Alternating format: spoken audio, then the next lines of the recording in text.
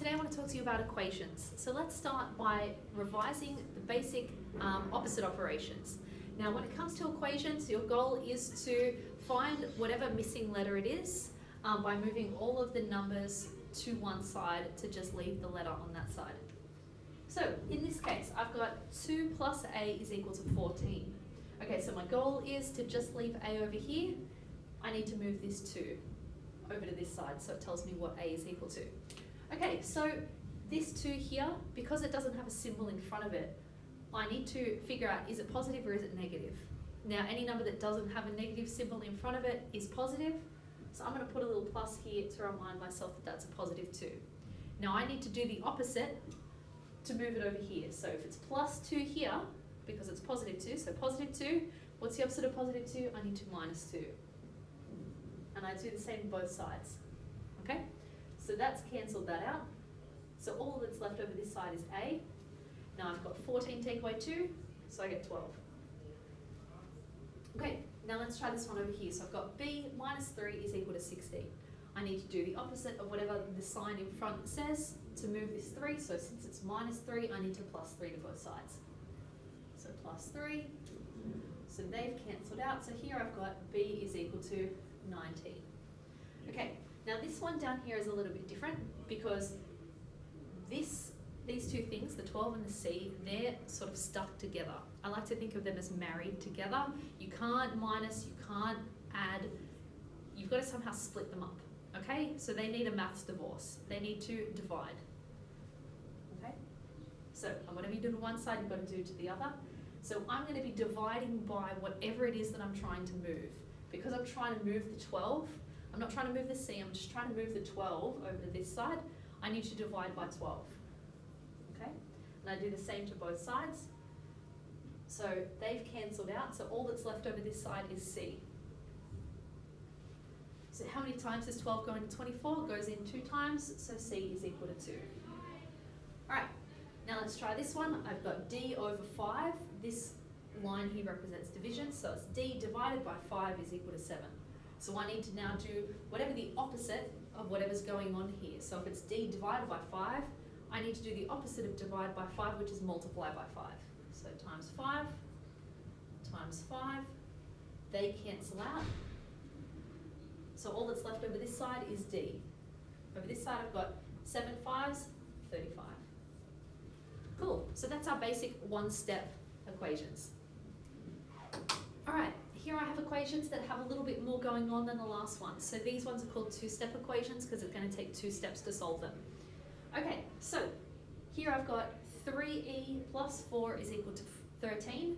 And over so I've got 3e plus 4 is equal to 13. Okay, so my goal is to try and figure out what e is. So I need to get e on its own. But first I need to get rid of the least attached thing. Okay, so I can't really get rid of this 3 yet because it's married to the e. So I've got a married couple here and I've got an outsider. I've got to get rid of the outsider first before I can attack the married couple, okay? So I can't get e on its own yet. So first thing I go for is the 4. I need to do the opposite of whatever is going on here. So because this is plus 4, I need to minus 4. So minus 4, minus 4. So they've cancelled out. So here I've got 3e is equal to 9. Okay, now I've just got my married couple on its own. Now I can split them up. So I need to separate 3 and e. I do the opposite of what's brought them together. I need to divide because they're married. The opposite of married is divorced. Okay, so they've cancelled each other out. So I've just got e over this side. How many times does 3 fit into 9? It goes in 3 times. So e is equal to 3. Okay. Here I've got another one. It looks a little bit horrifying because it's got a bunch of negatives in there, but don't be scared. So I've got minus 2 minus 11f is equal to negative 24. Okay, my goal is to get f on its own. Okay, so I need to get rid of everything that's not attached to the f. But I need to go for the least attached thing. Now these two here are stuck together, they're married together. I can't get rid of this 11 yet. So I need to get rid of this minus 2. So what's the opposite of minus 2? A plus 2. So both sides. Okay, so they've cancelled out. So here I've still got negative 11f. And negative 24 gives us negative 22. Alright, now I can try and split these guys up. So I've got negative 11 and f. Now they've been brought together by multiplication. Because they're stuck together, it means they're married together, they've been multiplied together. I need to do the opposite of what's going on here, so I need to divide. Okay, but I don't just divide by 11, that's a very common misconception. I also have to take the negative with me, otherwise I'm just going to be left with negative f. So I divide by negative 11, okay, because that's a whole number, negative 11. So, now I've got f left over this side. Now I've got negative 22 divided by negative 11. Now, don't be horrified by the fact that there's two negatives in there, just ignore them, okay, to start. How many times does 11 fit in 22? Goes in twice. Now I count how many negatives are in my question. Because remember, a negative times a negative gives us a positive. I've got two negatives, so it's positive 2. Alright, now I've got some more two-step equations, but they have the same numbers, but you'll notice that this one here has x divided by 4 and then plus 2, whereas this one here has x plus 2, then it's divided by 4. So the way you work these two questions is different. The steps are different. Well, they're the same steps, but they're in different order. Okay, so let's start with this one here. My goal is to find x on its own. Okay, I want to find the value of x, so I need to move everything away to the other side that's not an x. So I need to go for the least attached thing first. So my least attached thing here is the plus 2, so I move that first. So I'm going to minus 2 from both sides. Okay, so they've cancelled out. So what I'm left with over this side is x over 4 is equal to 3 take away 2, which is 1. Okay, now I've got x divided by 4 is equal to 1. How do I get rid of the divided by 4? I do the opposite. So I'm going to be multiplying by 4, both sides. Okay, so they've cancelled out. So I've just got x over this side is equal to 1 times 4, which is 4. Okay, so in this case, my answer is 4. Let's see what happens when my division line comes all the way across. So I need to go for the least attached thing here. Now, because these two things are sitting on top of the line, they're sort of stuck together. I can't take away the 2 because it's technically 2 divided by 4. I actually need to get rid of this divided by 4 first because it's the last thing that was written on. So, what's the opposite of dividing by 4? I times by 4. So both sides. So they've cancelled out. So here I've got x plus 2 is equal to 3 times 4, which is 12. Okay, now I can get rid of this plus 2. So I'm going to minus 2. Minus 2. So I've got x is equal to 12 take away 2, which is 10. Okay, so same numbers, very similar question, except my answer is 4 for here and 12 for here. So it's important that you pay attention to the thing that's least attached. Move the least attached thing first. Okay, this next question.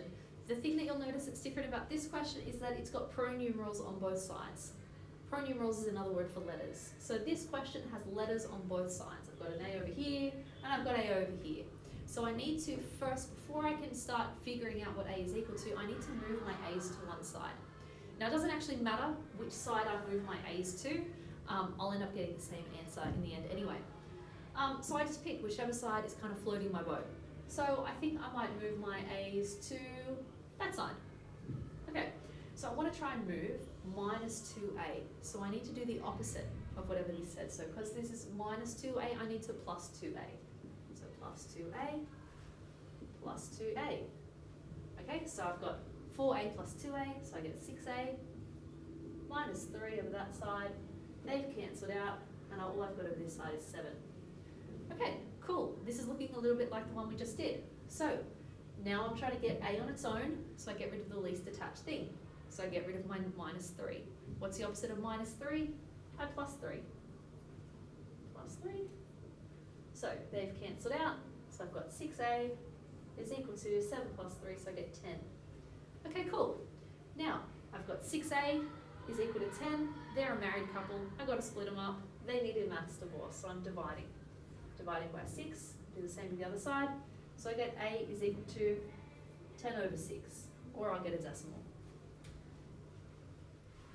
Alrighty, this next question. I've got pronumerals on both sides again, but now I've got brackets on both sides. So the thing that happens with brackets is that you have to expand them before you can try and solve anything. So when I've got a number in front of a set of brackets, what that means is everything inside the bracket is going to be multiplied by what's in front. So 7 is going to multiply with 2, and 7 is going to multiply with 3b. Same as over here. This minus 2 is going to multiply with 10, and it's also going to multiply with what's going on over here, this negative 2b. So this is times. Let me put a time there just so you know. Okay, so 7 times 2, I'm going to get 14. 7 times 3, I get 21b. Okay, so now negative 2 times 10, I get negative 20. And here, negative 2 times negative 2b, I get positive. 2 2s are 4, and then I get a b. Cool. Now I need to try and move all my b's over to one side. Doesn't really matter which side I move them to, I'm going to get the same answer in the end. So let's try moving them. Let's try this side. So I want to try and move my 21b over to this side.